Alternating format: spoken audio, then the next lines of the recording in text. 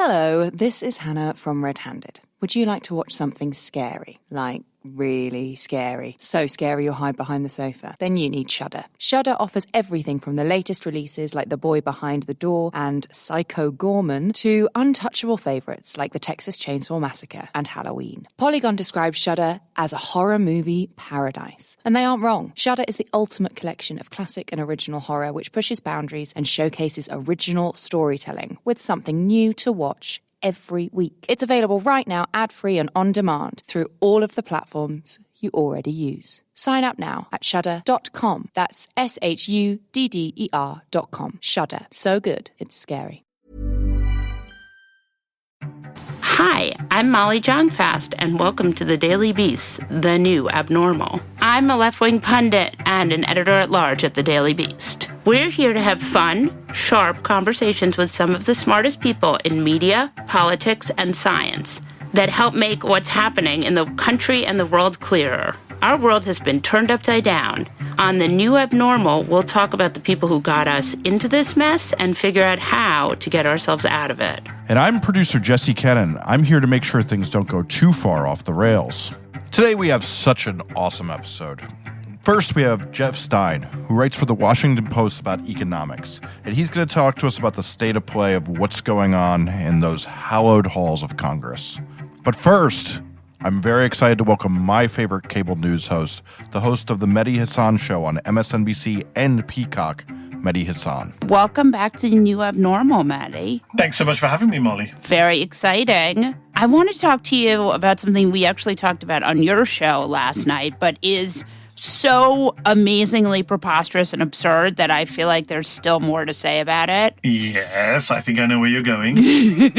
Critical race theory. Wow. Wow, indeed. The three words that send a chill down Republican spines, or so we're told. Three words that are having people get arrested, Molly. This week we saw white conservative Republicans in Loudoun County, Virginia, get dragged out of a hall by police, get arrested. You know, back in the day, people were arrested protesting the Vietnam War, protesting the Iraq War, protesting climate change. But no, these people are willing to get arrested to protest something that isn't being taught to their kids and that they couldn't define if their lives depended on it. It reminds me of the Common Core and the Tea Party, right? Yeah. Things that nobody sort of understand. People don't, on the right anyway, don't totally understand, but know that is very dangerous and they must stop it at all costs. I mean, the one that gets me, and I know Wajahat Ali has written this for the Daily Beast, but it's something I raised with Kimberly Crenshaw as one of the co-founders of Critical Race Theory. What reminds me the current moral panic over CRT is the Republican moral panic over Sharia law. Remember that in the wake of 9/11? Yes. It was Sharia law, creeping Sharia, they called it. Hashtag creeping Sharia. And it was the same playbook, scare the bejesus out of white folks about brown or black folks, use a term they have no idea what it is. They then pretend they know what it is. You know, they could never have defined Sharia if their life depended on it. Right. And then you actually, and this is where it becomes unfunny and actually very serious, they actually pass laws to actually crack down on it. So multiple states passed laws banning Sharia.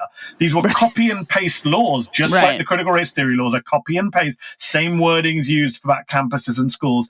In Oklahoma, I believe they amended the state constitution to say Sharia could never be used in Oklahoma law courts. By my count, there are fewer Muslims in Oklahoma than people who say they are Jedi Knights, right?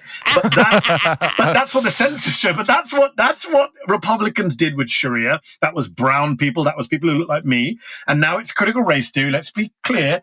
It's the race part of it that they have an issue with. Right. And that is what they are so scared of right now and why they're trying to scare everyone with discussions about CRT, because it's black people talking about slavery, talking about things we don't want to talk about. They can't define it. I mean, we all know this. Right, exactly. The Alabama state legislature who sponsored the law there was asked by a local columnist to define it. He couldn't define it. He was asked which books he had read on critical race theory. He hadn't read any. Yes, I'm surprised. It's quite shocking.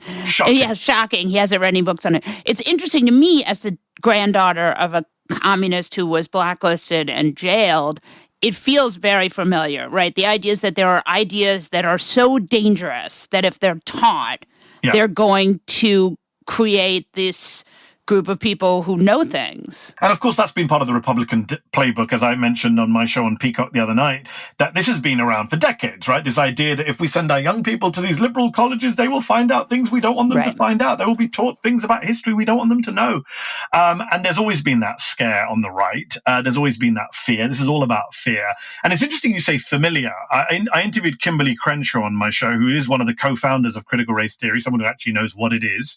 And she made the point that, it would be laughable, this entire hysteria, if it weren't so dangerous and so familiar.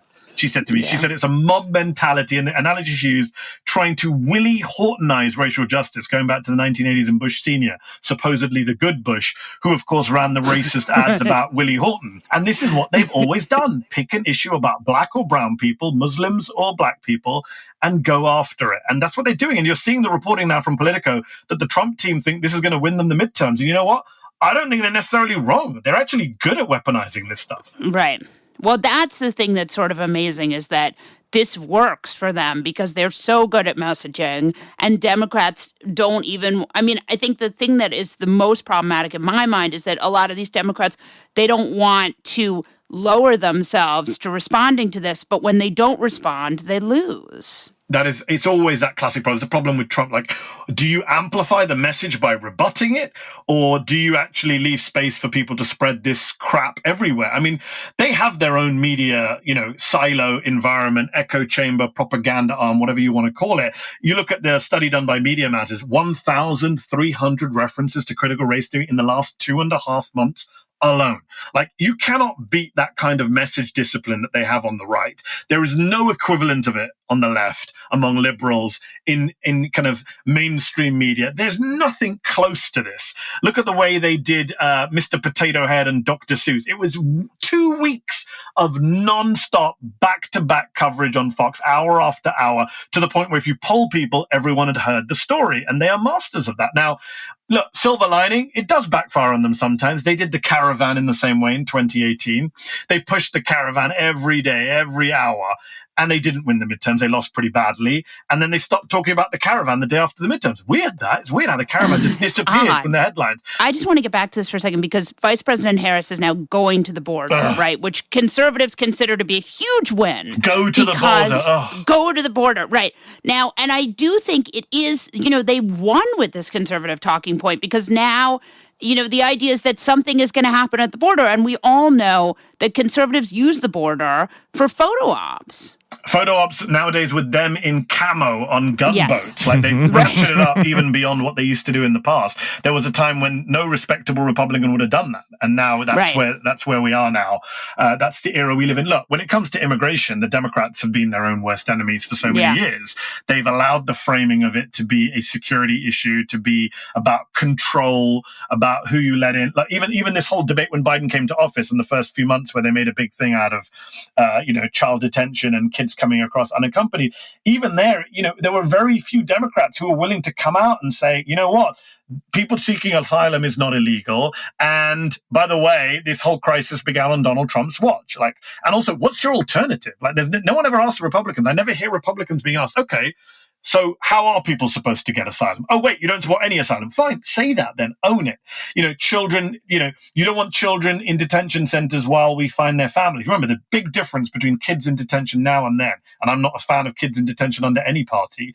But the difference is Democrats are trying to get them to their families or to foster care. Republicans were using child detention as a deterrent specifically. That's how it was advertised, pulling children from literally breastfeeding babies from the breasts of their mothers.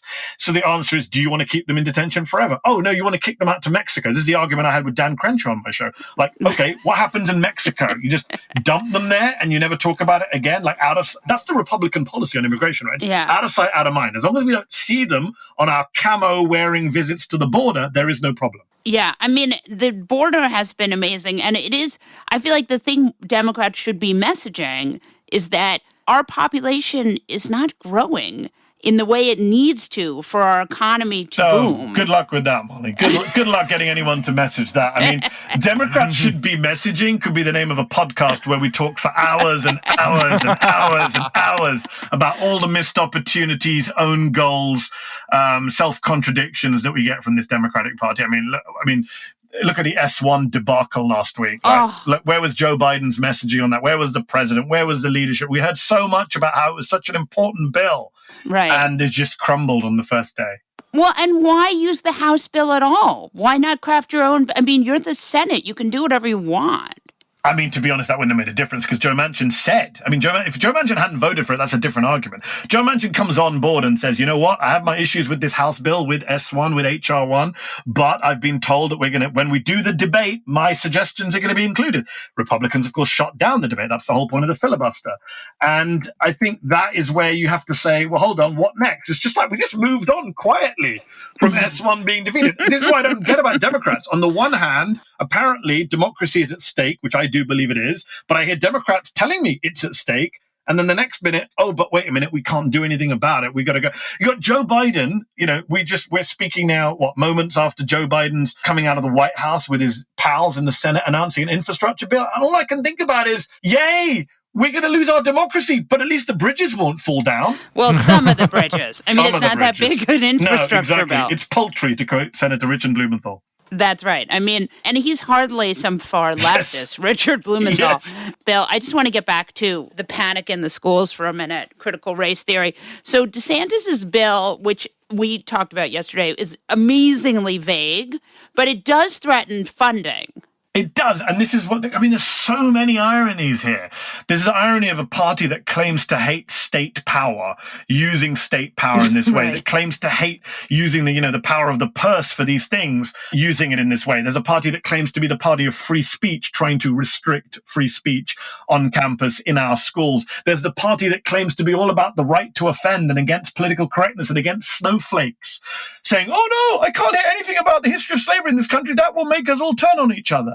So it's like the hypocrisy, level after level of hypocrisy. And they're so unself-aware. Sometimes I think maybe they're just all cynical liars. And sometimes I just think, no, maybe they really are just that unself-aware. You had Laura Ingraham on Fox News the other night saying, if critical race theory is going to be accepted by General Milley and the military, we should not fund the military. And it's kind of like, really? You're for defund the military? I'm with you, Laura Ingraham. Wow. Like you don't see any irony in calling for the defunding of the military, having spent the last 18 months on another panic about defunding the police? That Milley interview was fascinating. To have Matt Gaetz, who is still under FBI investigation, sort of pushing General Milley, and General Milley saying, like, I've actually read things. And I mean, that was so interesting and strange. Do you think, and I can't believe I was like taking General Milley's side. I was like, maybe the army is good. I know. I was like, Milley should have resigned over Lafayette Square. And yesterday I was like, okay, forget about it. That was worth it, just that intervention. I mean, he made such obvious points. Again, Molly, we live in such a low bar America, right? The bar is so low. I think that might be redundant, but yes. Continue. But when General Milley comes out and says, I read Marx and Mao Zedong, doesn't make me a communist, like, stating the obvious. But you're like, but we're all like cheering. We're like, yes! Millions of people go viral, General Milley, for stating the freaking obvious.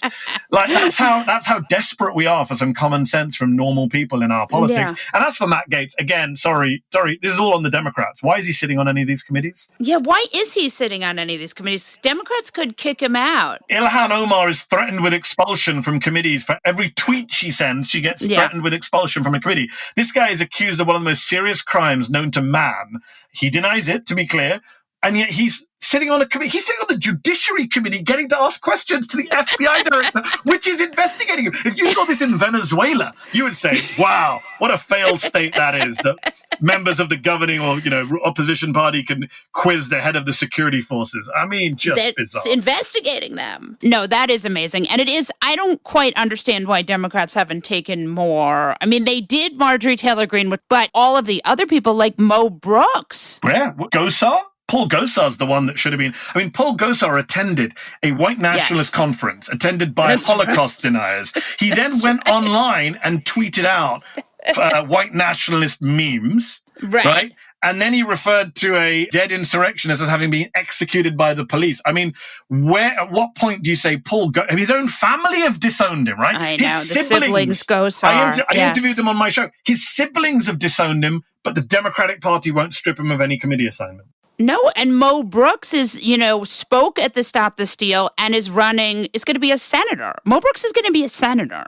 I mean, if you just look at some of these state races, you just want to tear your hair out. You have, what's his name, the guy in Ohio, Josh Mandel, who is the worst, who is leading the pack in the Republican vacant Ohio seat. This is the guy who said Ilhan Omar should be deported. I mean, literally 5-10 years ago, you would have lost your job in any walk of life. That would be KKK propaganda telling an American citizen that they should be deported, a black American citizen. Now it's like, sure, not a single Republican was asked to answer for it. Not a single Democrat went in front of a camera and made it into a story. To go back to my point earlier about Fox and critical race theory, there is nothing on the left or liberal side that allows them to actually take advantage of the outrages, and I don't want to say the word gaffe, it's an understatement, of what the Republicans offer on a daily basis. Yeah, it is amazing to me. And I do think with Ilhan Omar, you see so much anti-Muslim sentiment and racism focused on her.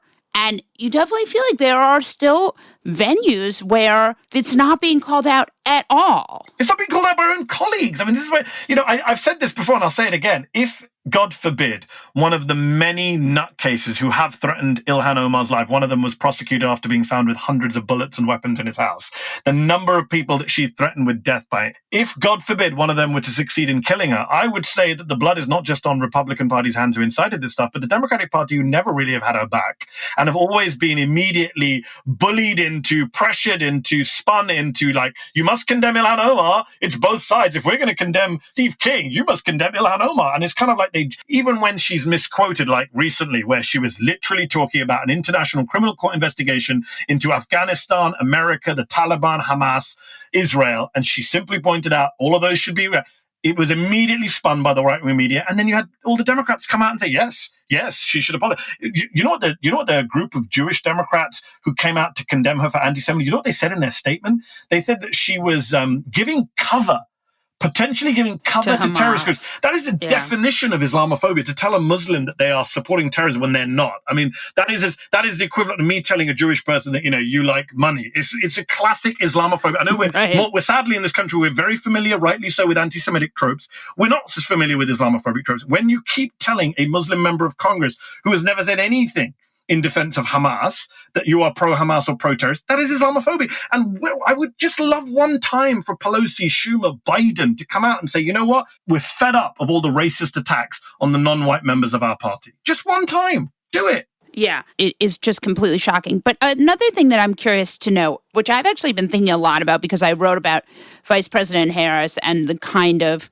criticism she gets. And I was thinking, can you think of a woman politician who is not ultimately kind of destroyed by the media? That's a great question. I've been thinking about this because I was thinking, I was thinking about all the kind of attacks that the vice president gets and how they sort of don't, Biden kind of escapes them. Oh, 100%. I mean, the reason Biden is president is, the irony is the left gets accused, liberals get accused of identity politics, but the irony is that the reason Donald Trump is president and the reason Joe Biden is president is heavily to do with identity politics. In different ways, of course. Yeah. But, Donald Trump was the greatest practitioner of white identity politics that we've seen in this country for decades. And Joe Biden, while he's not a practitioner of it, is definitely a beneficiary of it. We know for a fact that people said, okay, we like the comfortable, non-scary old white dude who looks like my grandpa, rather than the scary Jewish Marxist or the woman who wants to put, taxes on everyone. Warren, Sanders, Kamala Harris, it was easy to reject them in the primaries, whereas Joe Biden was like the familiar guy. And we all know that Barack Obama picked him as his vice president for that specific role, to play the safe, white, older dude flanking the first black president. And, that is the reality. And Joe Biden did the reverse, putting a black woman, a mixed race woman on his ticket. Good for him for doing that. But, she got a lot of as you say, she got a lot of the attacks that he didn't. I keep thinking of that Dave Weigel reported that at all the conservative conferences, they can't sell anti-Biden merch. Yes. Like, so it just doesn't sell, because it's like, I wonder why is that? Why is that? Why can't they sell it? What is it about the old white Christian dude that they can't sell anything about it? Why is it that they're able to sell stuff about Hillary and Barack and Kamala? Yeah, it's odd. But do you think this means that we're just never going to have a woman in the executive branch who gets elected on her own? I mean, I just can't see. I mean, I keep trying to look for a woman who can... I don't know, to be honest. I would like to say yes, but the reality is, do you remember when Bernie Sanders and Elizabeth Warren had their fallout during the election? And I like both of them. I thought Warren handled it badly because from my understanding of what Bernie said, and none of us were in that room, Bernie Sanders was pointing out what you're pointing out. He wasn't endorsing the view. He was pointing out that sadly there's enough people to, cynically either push this line that we can't have a woman president, or that believe it's not possible. And, those of us who say it's not possible, we're falling into the trap, right? It becomes a self-fulfilling prophecy. When we say, oh, well, America will never vote for a woman president, well, they won't if we keep saying stuff like that. Right. So the first point is we need to say, put aside whatever doubts we have in our minds about our fellow citizens and say, I'll vote for a woman president. I don't see why everyone else won't or shouldn't. I mean, it's embarrassing, right? Most countries, most of our peers have had women leaders, right? Developing countries, Muslim majority countries. For those in America who like to lecture Muslims on misogyny, Bangladesh, Pakistan, Indonesia have all had elected female heads of government or state. You go to Europe, Margaret Thatcher, 1979 in the UK, Theresa May since then. I mean, it's ridiculous that the United States of America, which talks such a good game on rights, on freedom, on progress, on feminism, Hillary Clinton had to run twice, second time round. She was the most qualified person running for president in a generation and lost to the Carnival Barker ex-reality TV star man accused of multiple sexual assaults. I don't think America will ever live down 2016. Yeah, no, it's true. So, Betty, you had this really great thing on the show last night, I believe it was, about that all the conservatives will always say that this is a republic, not a democracy. Yes. Could you talk to us about that? Yes. So if anyone spent any time arguing about any of these issues that we've talked about today, especially democracy, voting rights, the idea of an undemocratic Senate, the idea of an undemocratic electoral college, the filibuster, why does it support, why do 60 people get to beat 50?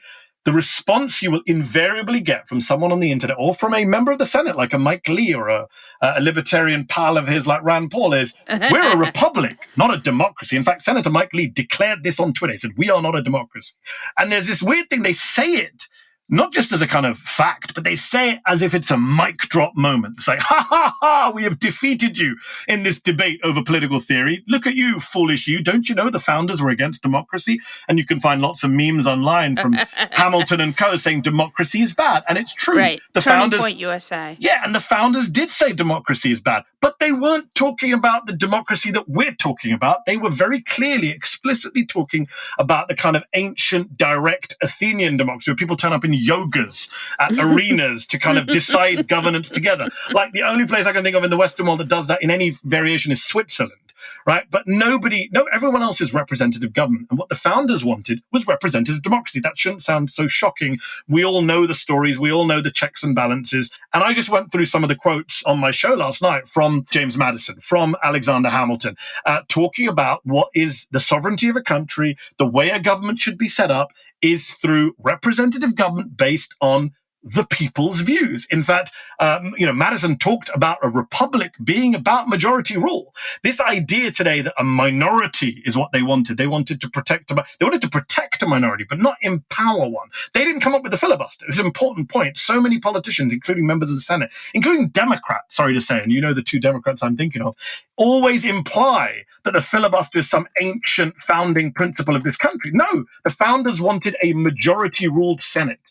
Now, did they set up a system which, pushed back against majority rule that set all sorts of blocks and checks like the Electoral College, like two senators per state? Yes, of course they did. And we could talk about that. But the idea that a majority should not govern because we're a republic, not a democracy, makes no sense. It's ridiculous. It's like saying, somebody said on Twitter to me, it's like saying, I'm a trout, I'm not a fish. Well, look, a republic is a type of democracy, representative government. So it fundamentally comes back to the idea that they simply do not want majority rule because they know they are the minority. Look at the voting. Look, a Republican last won the White House at the first attempt with a majority of the popular vote in 1988.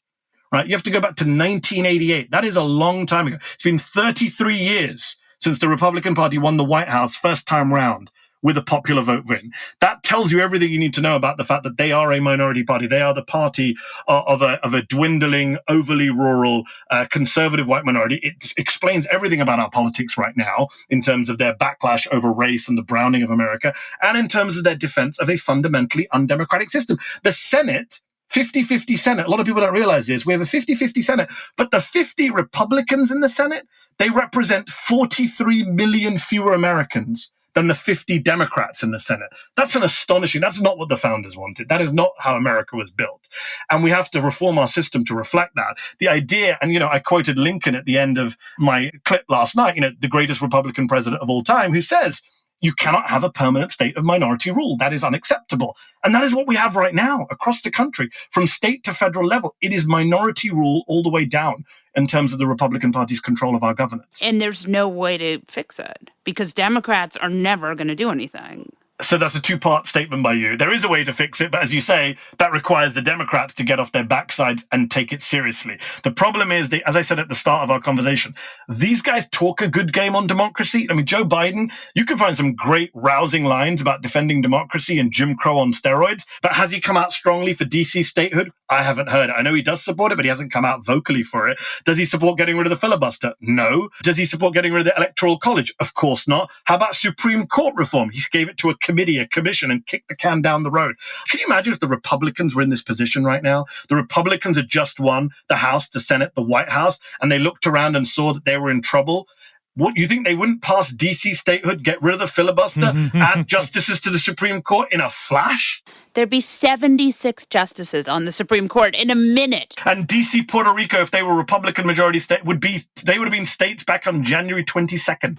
Yes, exactly. I mean, that is the thing that just gets me so agitated. Is it that Mitch McConnell is better at his job than Chuck Schumer, or is it this terrible thing that Democrats feel that because they're the good guys, they will win? So if better at your job you define as ruthlessly acquiring and exercising power, which is what I do. Then yes, he is definitely better at his job than anybody, not just Chuck Schumer. But look, it is just what Democrats do, sadly. And let me apologize here. Not all Democrats. Let's be clear. There are different types of this. Elizabeth Warren takes this stuff seriously. She's been going on about it for a while. But, does Kirsten Sinema? No. Does John Tester? No. Does Mark Warner? No. Look at the Democrats who are huddled outside the White House today. Look at that image, Molly. They just smile. They're so happy to be standing near Republicans. They almost want to hold hands and sing Kumbaya. It is the greatest moment. They don't give a crap what's in that bill. Let's be honest.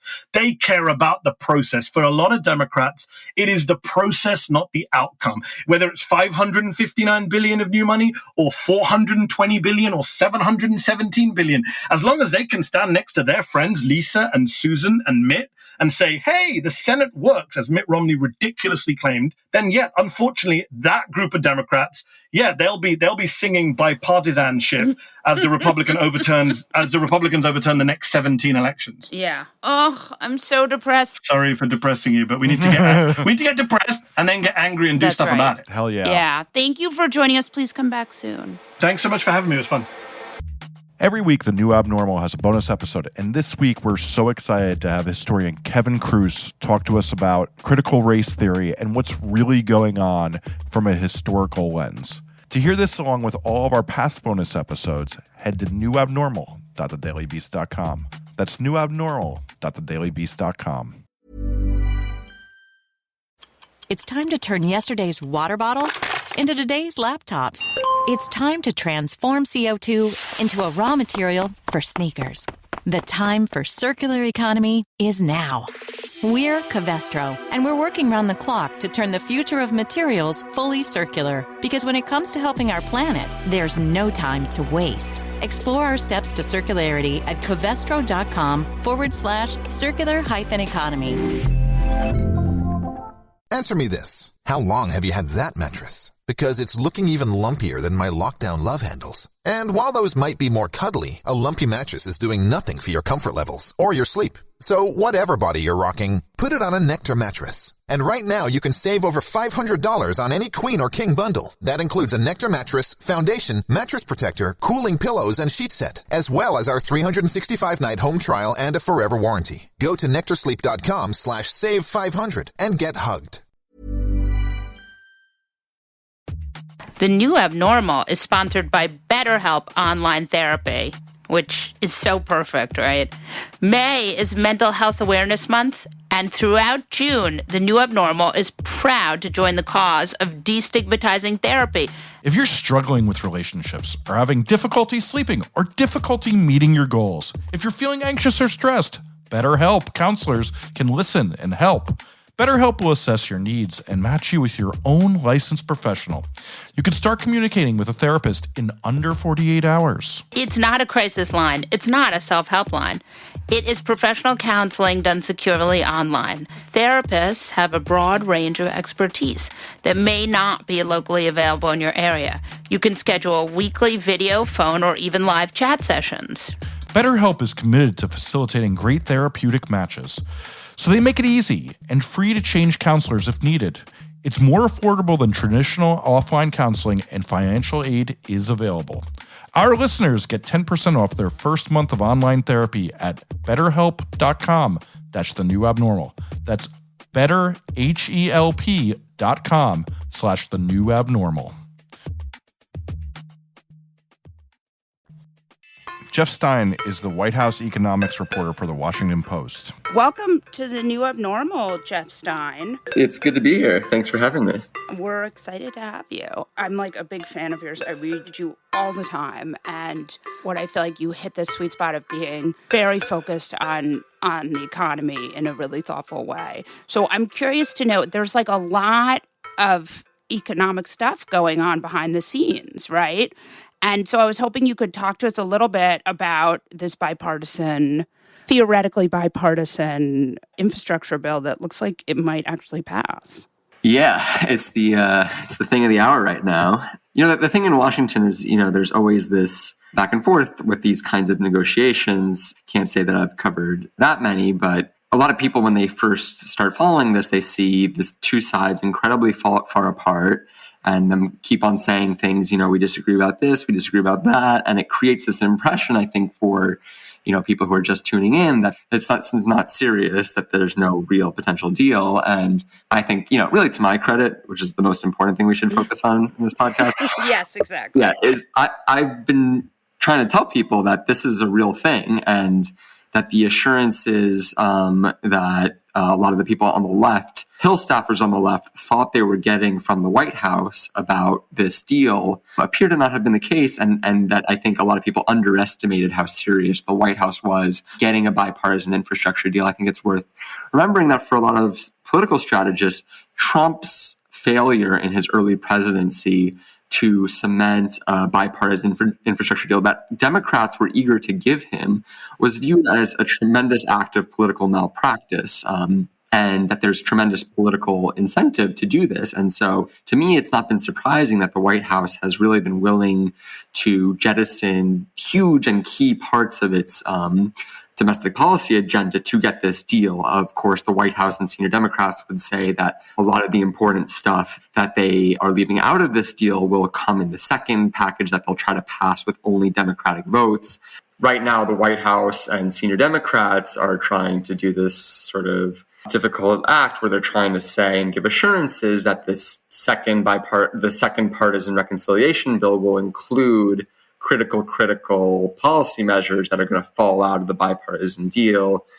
The biggest among them include measures to combat climate change, which is a pretty important issue, and social spending programs, childcare, paid family medical leave, universal pre-K, and taxing the rich. I think those are maybe the three biggest buckets that are that are not going to be in a deal with Republicans. And so the senior Democrats are trying to assure their left flank that if you guys give us this bipartisan deal, don't make too much of a stink, we will get that other deal, just wait your turn. And I think there's a lot of trepidation about that, although some people I talked to today are confident that Senator Manchin will be there on maybe not the full suite of things, maybe not the $6 trillion that Bernie Sanders initially envisioned, but really important parts of it, maybe even expanding Medicare, maybe even a clean energy standard or other really important climate measures. And Manchin has said publicly that he thinks the 2017 Republican tax law was unfair and that he wants to revisit and repeal parts of it. So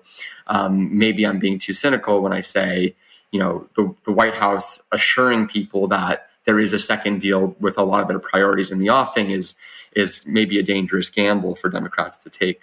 Right. But there are other choices just to get nothing. There are other choices to get nothing right now, but there's a thought, and maybe it's not accurate, but that what the centrist Democrats and what a lot of the business lobby, which drives so much of what happens in Washington, they are really adamant on a lot of this new infrastructure spending.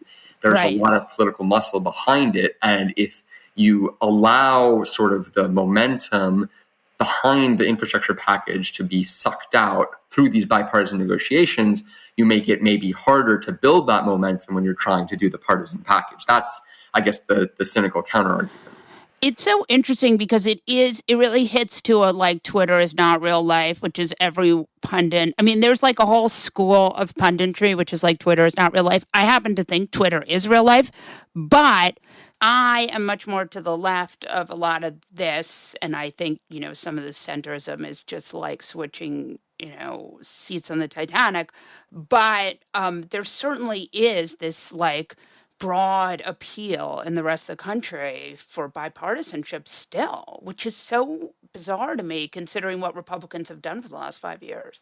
Yeah, I mean, I think on the DC versus real world implications question, I think this is one of the reasons I'm trying to be very focused on, what exactly does this bipartisan deal do about climate change? And Democrats famously squandered their majorities in the Obama administration. They had legislation that was written and had the support of most of the caucus, the Waxman-Markey bill that would have done a ton and really made the current battle against climate change a lot easier. And the idea that we're going to head into the 2022 midterms without serious climate action is, I think, for a lot of climate experts, a very frightening one, given what we're facing in terms of ecological disaster, humanitarian catastrophe.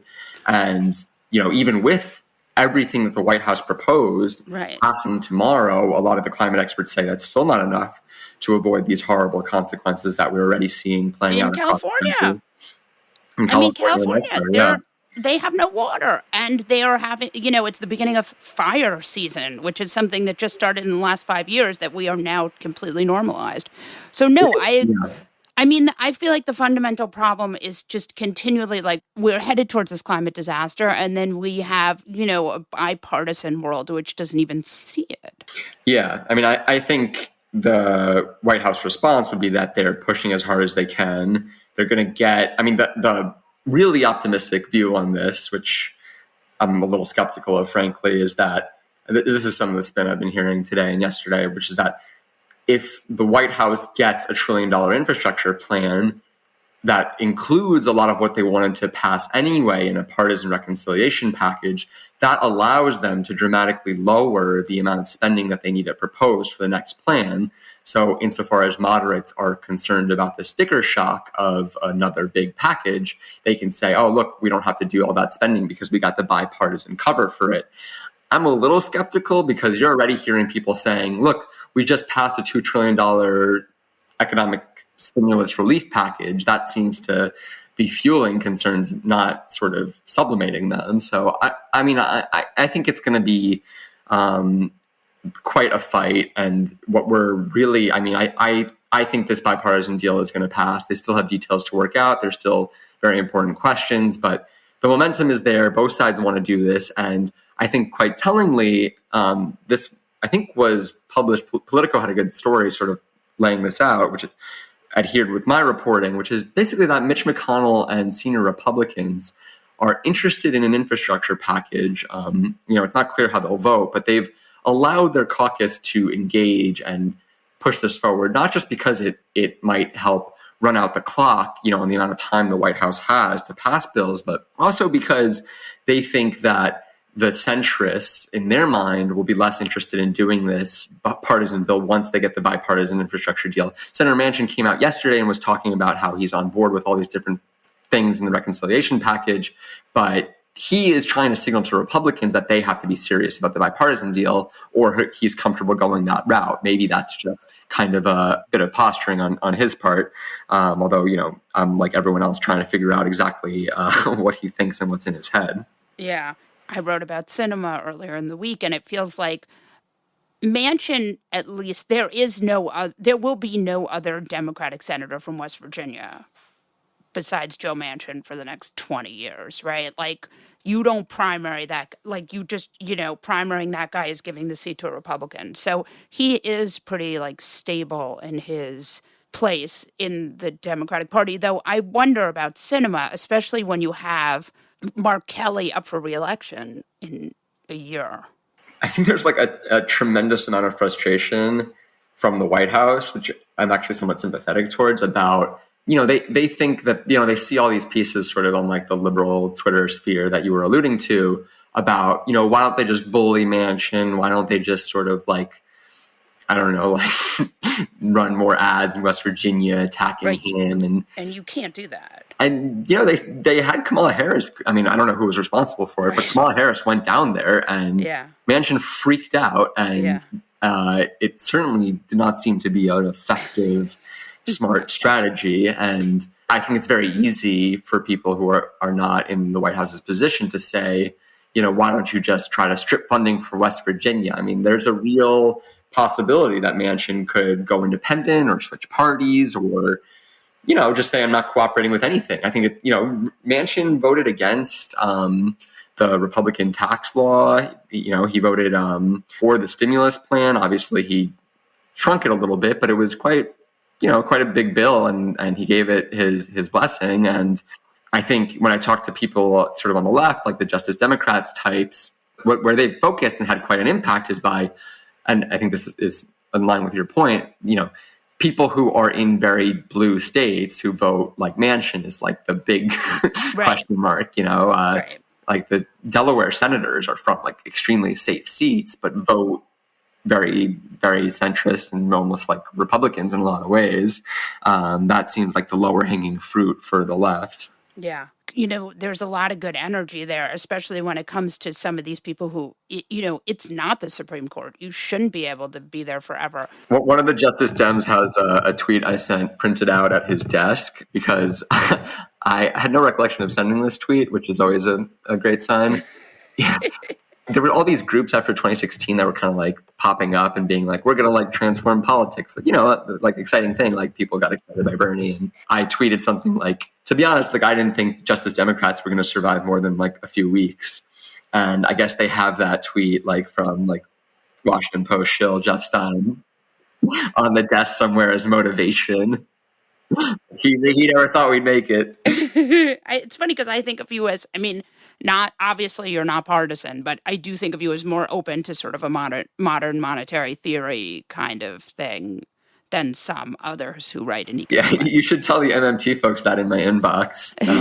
I have not been able to find a neutral, like descriptive, like non-supportive, but also like non-pejorative way to describe MMT that like MMTers will not get mad at me about. I try to like each time I try to encapsulate it and put it in a sentence that is passable by the Washington Post standards, like it gets more and more vague, like the way I describe it. Like, please don't get mad at me. I just need to explain this for the listeners who are not us. MMT is modern monetary theory, which is a very kind of exciting to people on the left theory, which is basically you can print as much money as you want and it doesn't matter. See that phrase like is totally. I know they get mad. They will hate that. But it doesn't matter because I'm a partisan. But like, I also can't be like in like a story that is not about them, like in a passing reference, be like, they have a different like theory of how like sovereign currency works. And like, it's like, like I don't have space for like 13 chapters on Minsky like in like a brief clause to describe them. So I apologize to the MMT folks that I have not been able to figure out exactly how to describe them. I'm kind of obsessed with it because it's like MMT is now like Paul Krugman is now MMT. So like, Is he? Well, he isn't. I got him to get very into it, but I don't know that ultimately that's a theory he gets behind, but I think he's somewhat open to it. I should come back and we should do a whole separate MMT episode.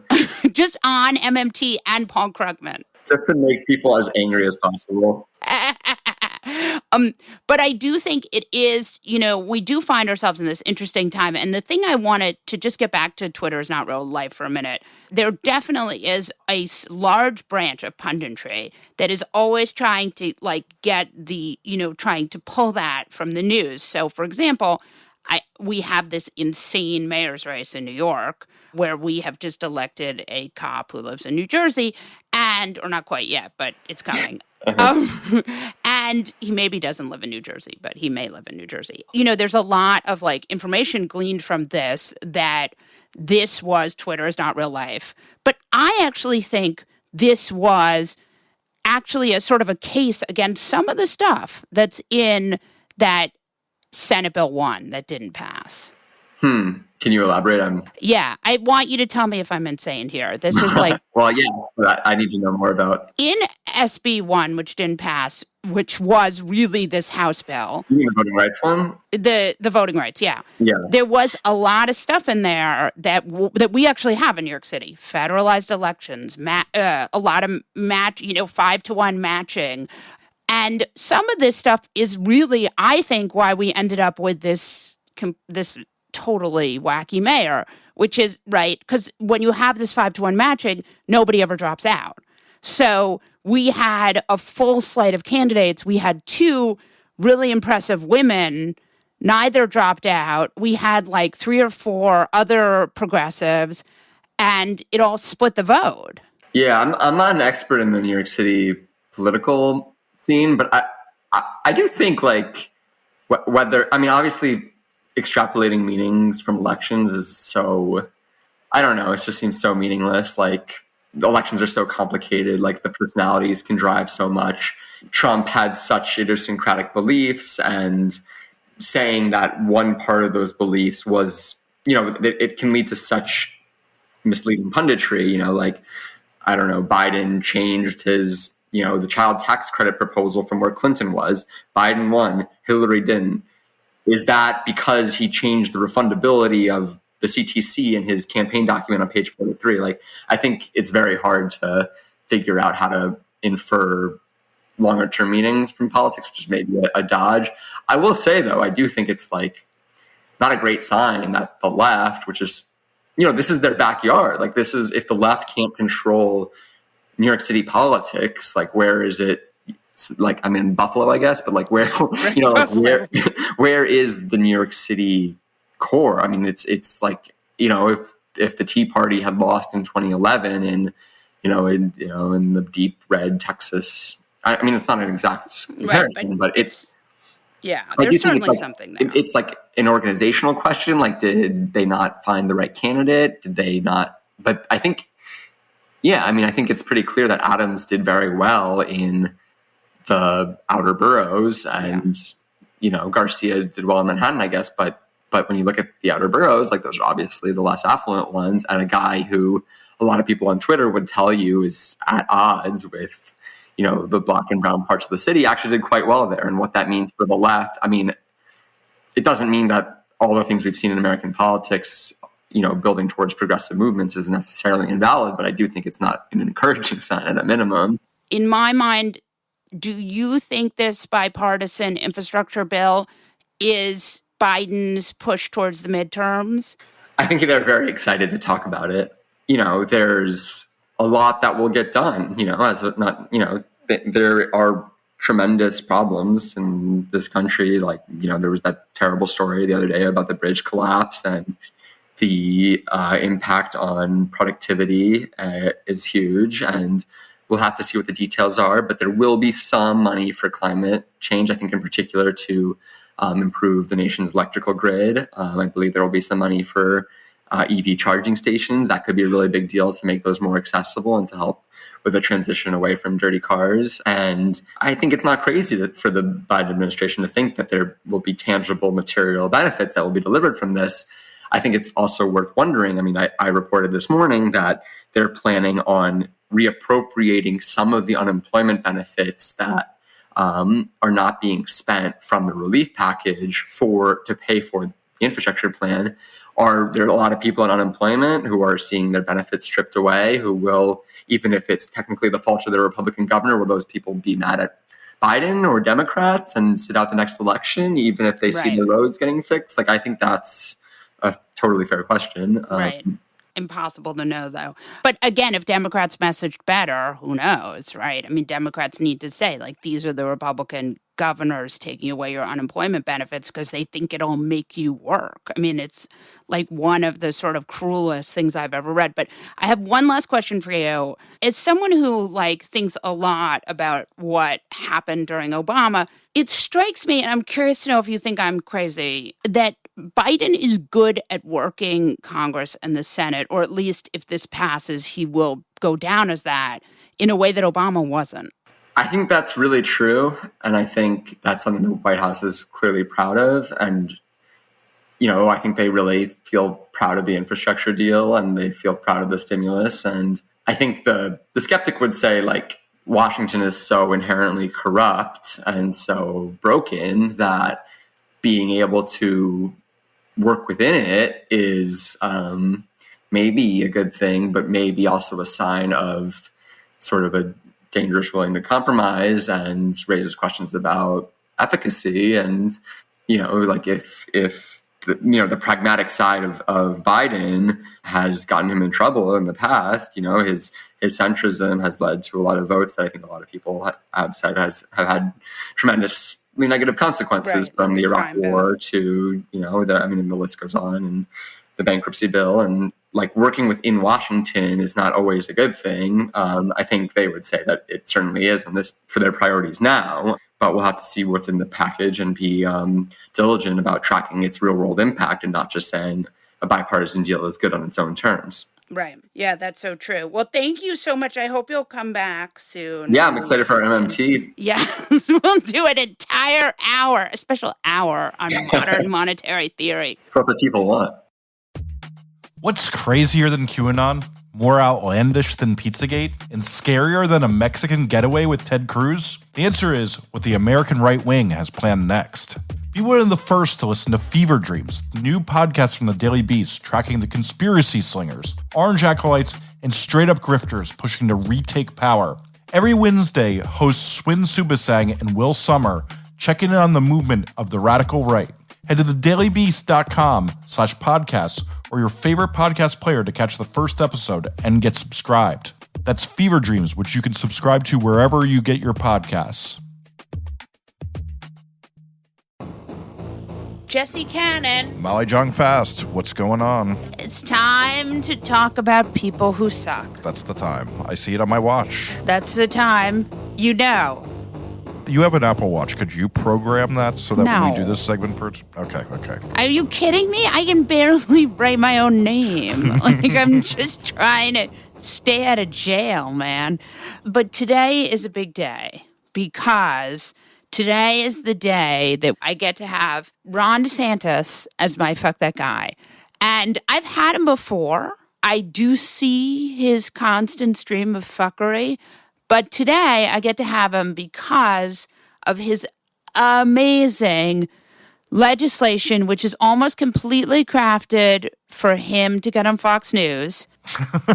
He has seen critical race theory. He is very excited because he thinks that critical race theory will lead him to re-election and eventually the presidency. And so he has legislated his state that has ranked 37th in COVID recovery. That's out of 50 for those playing at home. That asshole made a new legislation which says that if colleges are involved in indoctrination, whatever that means, that they will have funding withheld. So this is in the hopes that Laura Ingraham and Tucker Carlson, Swanson, Frozen Fish Air, will have him on the air and congratulate him for his ability to stop the moral panic and keep kids in Florida just as dumb and uneducated as the Republican Party needs them to be. And so for this bill, which encourages patriotic education, I say, Ron DeSantis, knowledge is not your worst enemy. Yeah, reality, unfortunately, is his worst enemy. Worst enemy. He really has been at war with it. You got to come. And also you got to commend a man who sun sticks. Yes, that's actually true. He's looking a little orange. I mean, there's only so much sun you can take before you start to age. This is why I keep the hat on and stay inside. Yes, exactly. So who is your fuck that guy? Jesse Cannon. You know, it's almost comical. When your name is Pearson Sharp and you look like he does and you say really fascist things, it's like, dude, come on. Playing the part a little hard. Pearson is, of course, a OAN cable host, and yesterday he went on a rant about how he might have to execute tens of thousands of people for stealing the election from his man, Donald Trump, that he loves so much. OAN.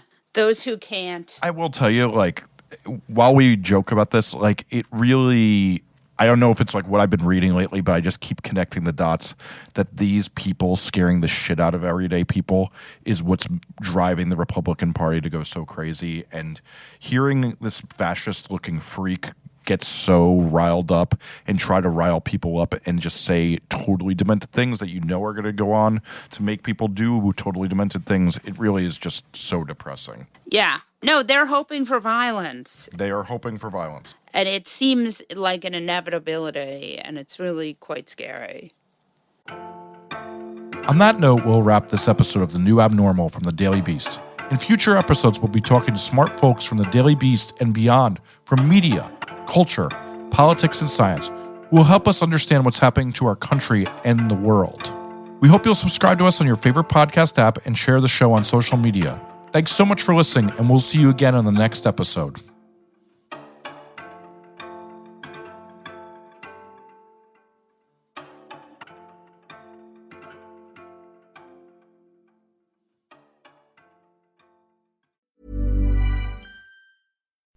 This message comes from PagerDuty. To be ready for anything in a world of digital everything, teams need PagerDuty. Their digital operations management platform is the best way to control urgent, mission-critical work and keep digital services always on.